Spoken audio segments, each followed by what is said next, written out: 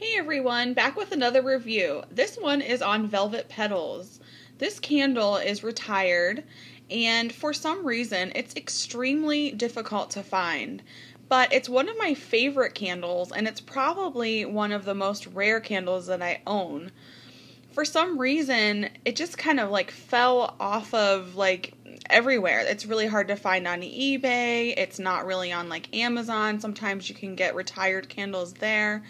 I haven't seen it at semi-annual sales. It's just super, super difficult to find.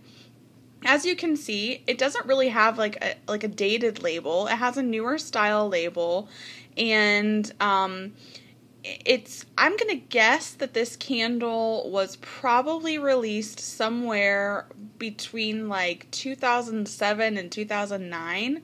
I know I'm probably off on that, but I want to say that that's probably about when I got my very first jar of this. I really, really liked it, and I burned the entire jar. And then, it was one of those scents that I could not get out of my head. And so I did track down a jar on eBay. I was so lucky to find this one. And so that's where I got this jar, my second jar. And I haven't, burned it at all yet. It's one of those that I hope Yankee Candle will consider either bringing back or repackaging as something else. It's a really beautiful scent, and if I recall, I bought it during one of the winter months, and it might have been like a Valentine's Day release or something. So, maybe it was even in 2010, somewhere around there. But it's a really great candle, and for some reason it just is impossible to find these days. So I thought I would do like a little quick review of what I think it sort of smells like, so that if you're wondering, you can kind of maybe imagine in your mind what it would be like. So I have the more recent Cozy Sweater, and there's a part of Velvet Petals that reminds me of Cozy Sweater. Cozy Sweater has like a cologne-y, like perfumey note.